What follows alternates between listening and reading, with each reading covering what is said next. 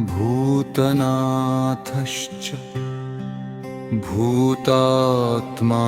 भूतभावनः क्षेत्रज्ञः क्षेत्रपालश्च क्षेत्रदः क्षत्रियो विराट्।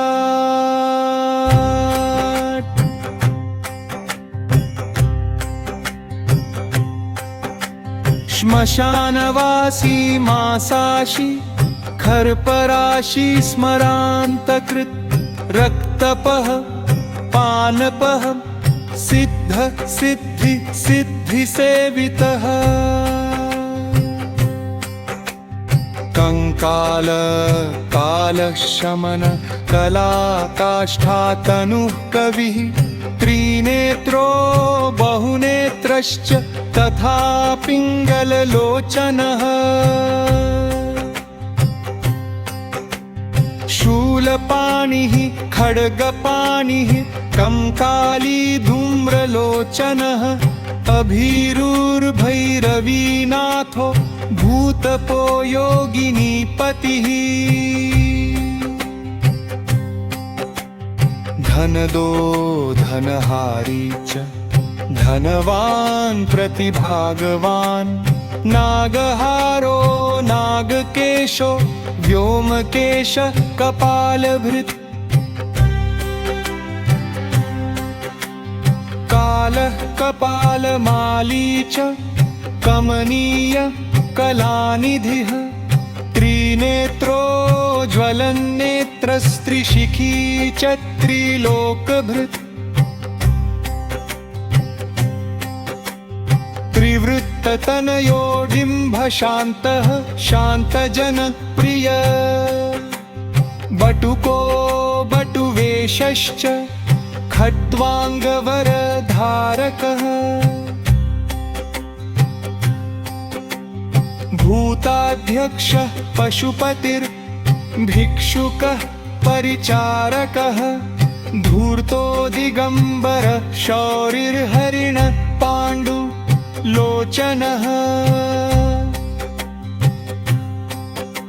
प्रशान्तः शान्तिदः शुद्ध शङ्कर प्रिय बान्धव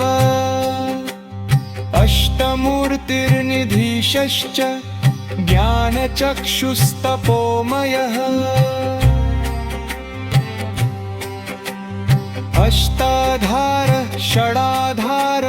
सर्पयुक्तः शिखीसख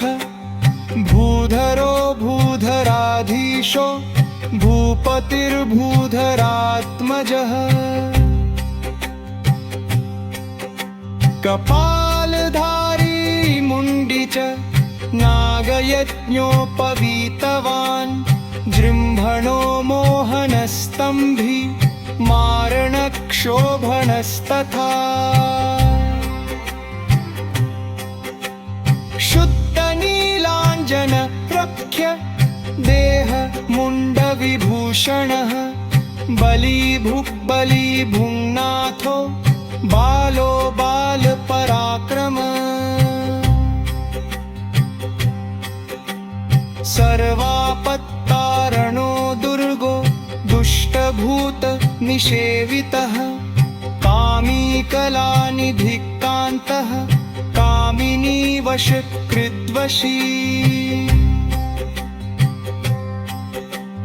जगद्रक्षाकरोऽनन्तो मायामन्त्रौषधीमयः सर्वसिद्धिप्रदो वैद्यः प्रभविष्णुरितीव हि भैरवो भूतनाथश्च भूतात्मा भूतभावनः क्षेत्रज्ञः क्षेत्रपालश्च क्षेत्रदः क्षत्रियो विराट्।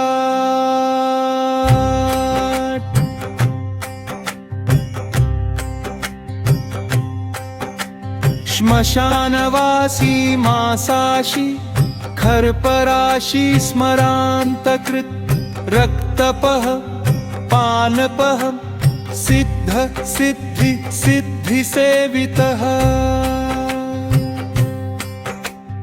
कंकाल कालशमन कलाकाष्ठातनुः कविः त्रिनेत्रो बहुनेत्रश्च तथा पिङ्गललोचनः शूलपाणिः खड्गपाणिः कंकाली धूम्रलोचनः अभीरुर्भैरवीनाथो भूतपो योगिनीपतिः धनदो धनहारी च धनवान् प्रतिभागवान् नागहारो नागकेशो व्योमकेश कपालभृत् कालः कपालमाली च कमनीय कलानिधिः त्रिनेत्रो ज्वलन्नेत्रस्त्रिशिखी च त्रिलोकभृत् त्रिवृत्ततनयो डिम्भशान्तः शान्तजनप्रिय बटुको बटुवेशश्च खट्वाङ्गवरधारकः भूताध्यक्षः पशुपतिर्भिक्षुकः परिचारकः धूर्तो दिगम्बर शौरिर्हरिण पाण्डुलोचनः प्रशान्तः शान्तिदः शुद्ध शङ्कर प्रिय बान्धव अष्टमूर्तिर्निधीशश्च ज्ञानचक्षुस्तपोमयः अष्टाधार षडाधार सर्पयुक्तः शिखीसख भूधरो भूधराधीशो भूपतिर्भूधरात्मजः कपालधारी मुण्डी च नागयज्ञोपवीतवान् जृम्भणो मोहनस्तम्भी मारणक्षोभणस्तथा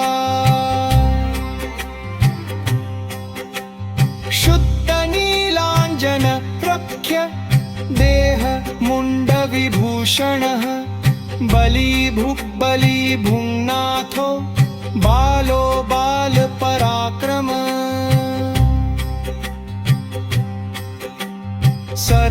सर्वापत्तारणो दुर्गो दुष्टभूत निषेवितः कामी कलानिधिकान्तः कामिनी वशकृद्वशी जगद्रक्षाकरोऽनन्तो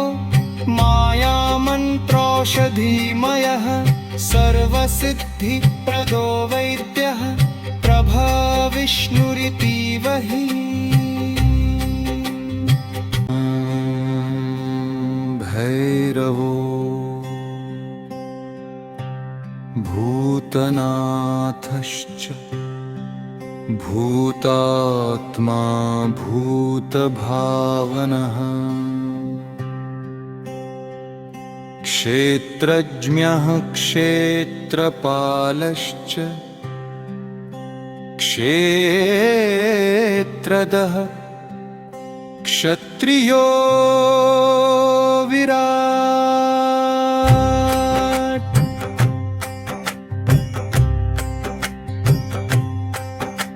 श्मशानवासी मासाशी खरपराशी स्मरान्तकृत् रक्तपः पानपः सिद्ध सिद्धि सिद्धिसेवितः कंकाल कालशमन कलाकाष्ठातनुः कविः त्रिनेत्रो बहुनेत्रश्च तथा पिङ्गललोचनः शूलपाणिः खड्गपाणिः कंकाली धूम्रलोचनः अभीरुर्भैरवीनाथो भूतपो योगिनीपतिः धनदो धनहारी च धनवान् प्रतिभागवान् नागहारो नागकेशो व्योमकेश कपालभृत् कालः कपालमाली च कमनीय कलानिधिः त्रिनेत्रो ज्वलन्नेत्रस्त्रिशिखी च त्रिलोकभृत्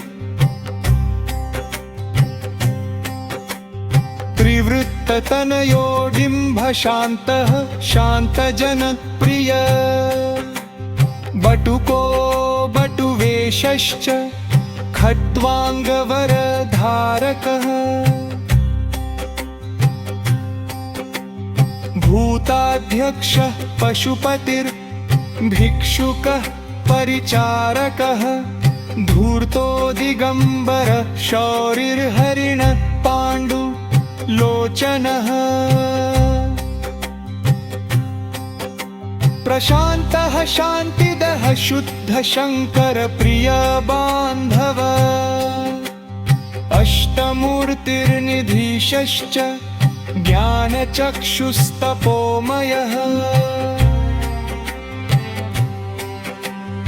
अष्टाधार षडाधार सर्पयुक्तः शिखीसख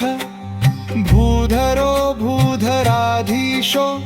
भूपतिर्भूधरात्मजः कपालधारी मुण्डी च नागयज्ञोपवीतवान् जृम्भणो मोहनस्तम्भी मारणक्षोभणस्तथा शुद्धनीलाञ्जन प्रख्य देह मुण्डविभूषणः बलीभुग्बलीभुङ्नाथो बालो बालपराक्रम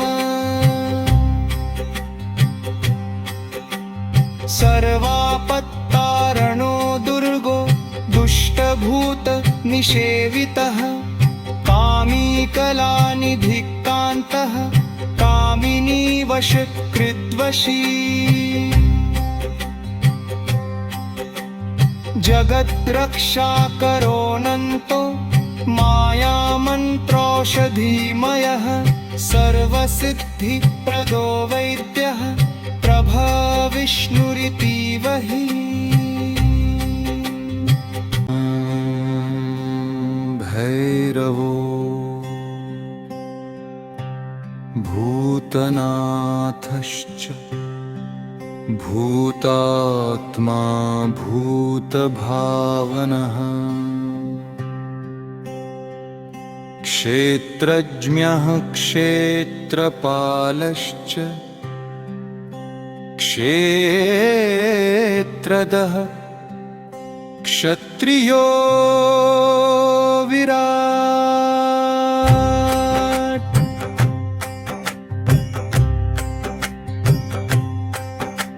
श्मशानवासी मासाशी खर्पराशी स्मरान्तकृत् रक्तपः पानपः सिद्ध सिद्धि सिद्धिसेवितः कंकाल कालशमन कलाकाष्ठातनुः कविः त्रिनेत्रो बहुनेत्रश्च तथा पिङ्गललोचनः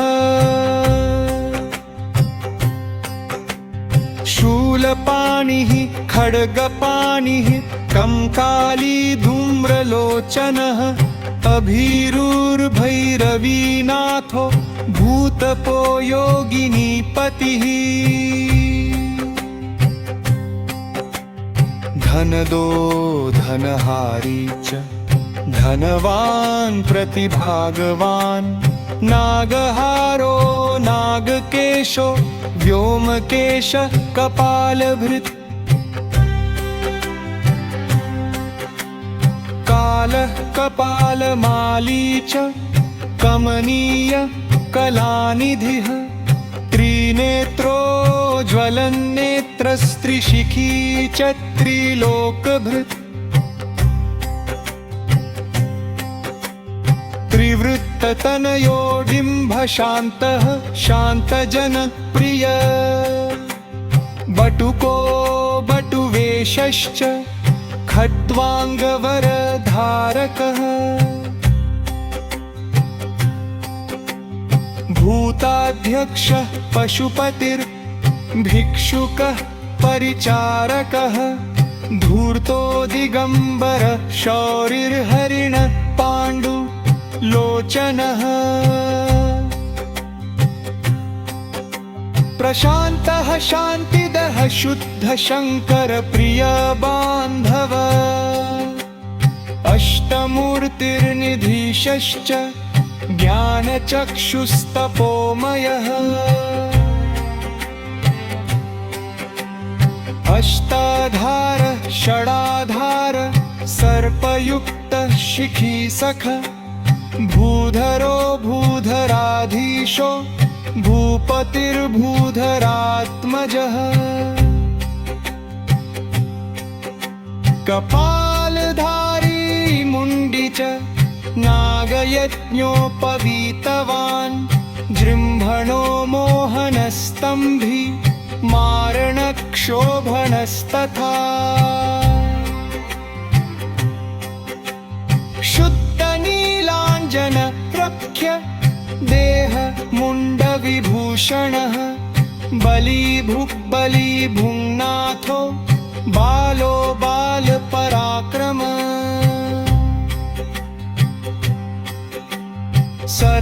सर्वापत्तारणो दुर्गो दुष्टभूतनिषेवितः कामी कलानिधिकान्तः कामिनीवशकृद्वशी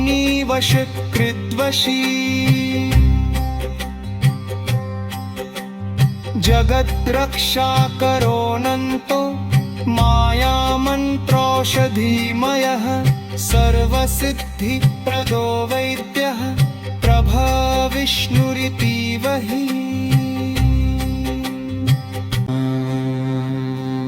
भैरवो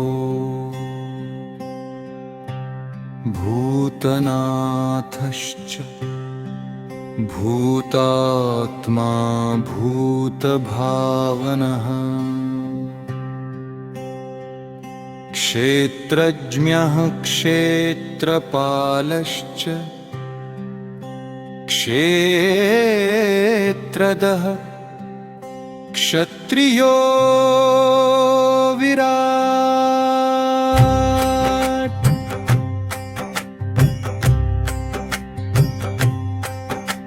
श्मशानवासी मासाशी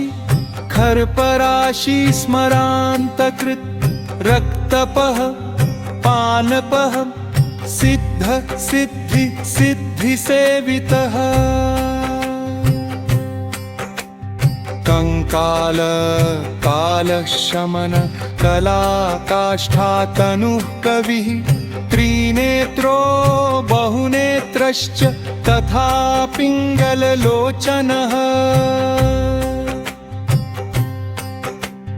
शूलपाणिः खड्गपाणिः कंकाली धूम्रलोचनः अभीरुर्भैरवीनाथो भूतपो योगिनीपतिः धनदो धनहारी च धनवान् प्रतिभागवान् नागहारो नागकेशो व्योमकेश कपालभृत् कालः कपालमाली च कमनीय कलानिधिः त्रिनेत्रो ज्वलन्नेत्रस्त्रिशिखी च त्रिलोकभृत्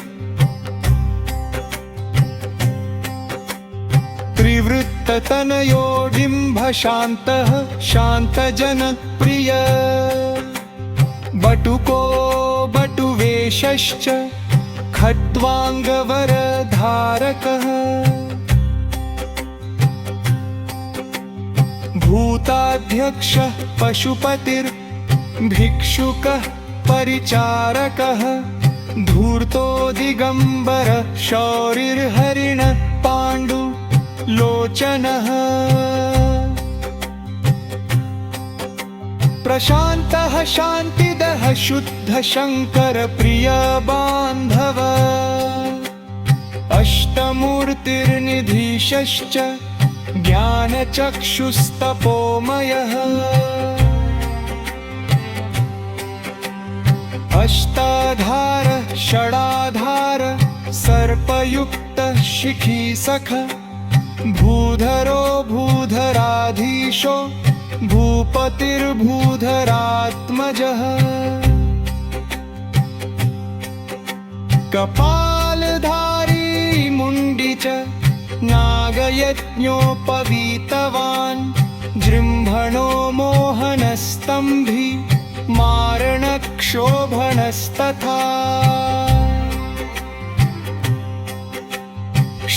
शुद्धनीलाञ्जन प्रख्य देह मुण्डविभूषणः बलिभुग्बलिभुङ्नाथो बालो बालपराक्रम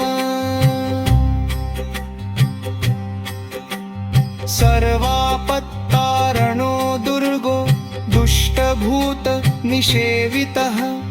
कामी कलानिधिक्कान्तः कामिनी वशकृद्वशी जगद्रक्षाकरोऽनन्तो मायामन्त्रौषधीमयः सर्वसिद्धिप्रदो वैद्यः प्रभविष्णुरितीव हि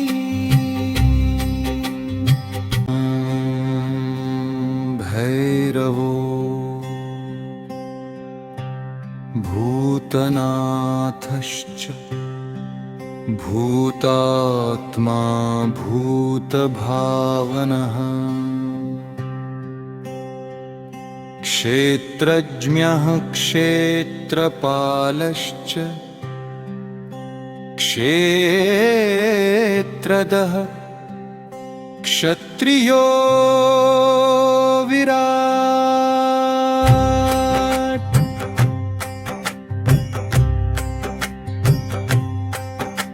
श्मशानवासी मासाशी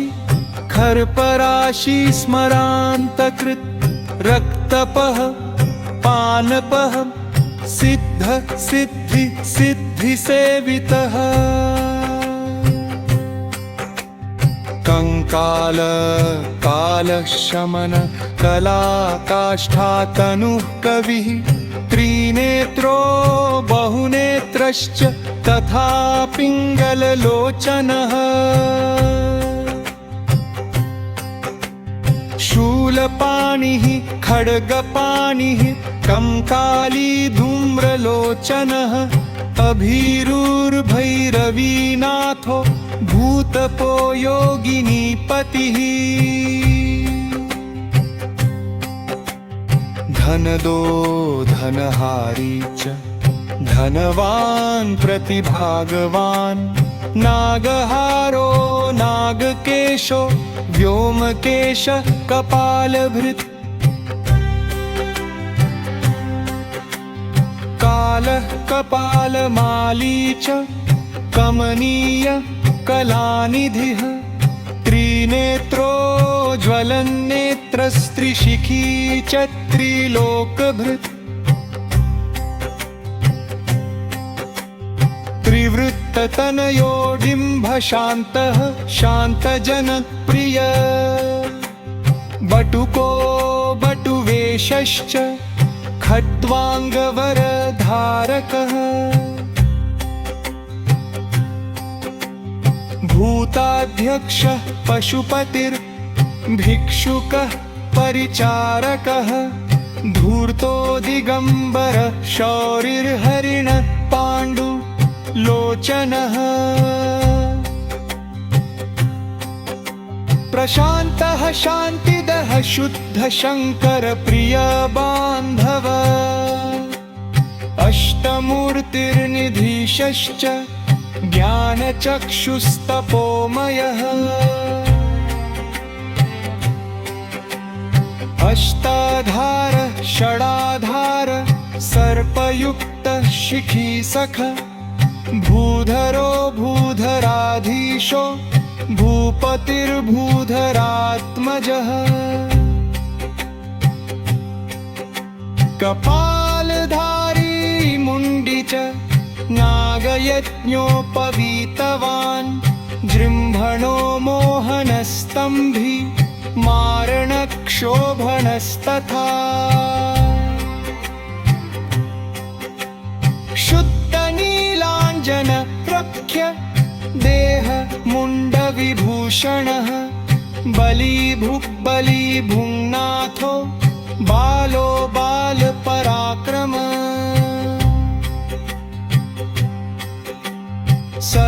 सर्वापत्तारणो दुर्गो दुष्टभूत निषेवितः कामी कलानिधिक्तान्तः कामिनी वशकृद्वशी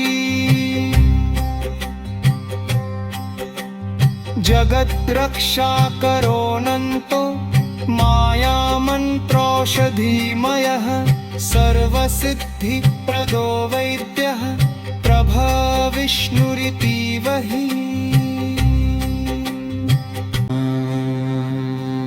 भैरवो भूतनाथश्च भूतात्मा भूतभावनः क्षेत्रज्ञः क्षेत्रपालश्च क्षेत्रदः क्षत्रियो विराट्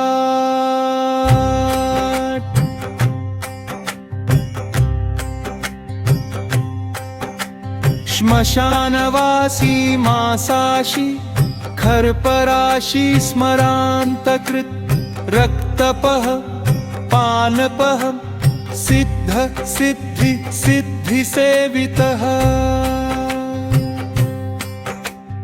कंकाल कालशमन कलाकाष्ठातनुः कविः त्रिनेत्रो बहुनेत्रश्च तथा पिङ्गललोचनः शूलपाणिः खड्गपाणिः कंकाली धूम्रलोचनः अभीरुर्भैरवीनाथो भूतपो योगिनीपतिः धनदो धनहारी च धनवान् प्रतिभागवान् नागहारो नागकेशो व्योमकेश कपालभृत् कालः कपालमाली च कमनीय कलानिधिः त्रिनेत्रो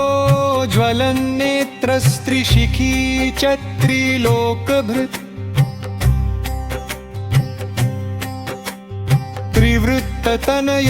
त्रिवृत्ततनयोडिम्भशान्तः शान्तजनप्रिय बटुको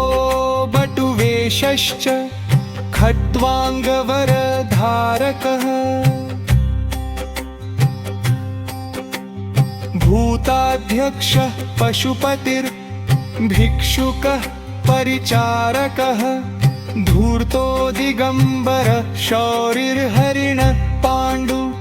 लोचनः प्रशान्तः शान्तिदः शुद्ध शङ्कर प्रिय बान्धव अष्टमूर्तिर्निधीशश्च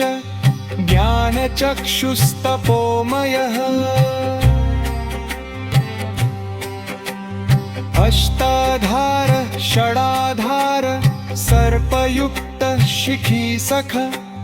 भूधरो भूधराधीशो भूपतिर्भूधरात्मजः कपालधारी मुण्डी च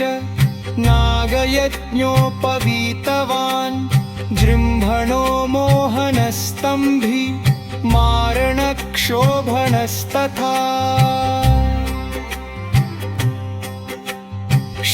शुद्धनीलाञ्जन प्रख्य देह मुण्डविभूषणः बली भुक्बली भुङ्ना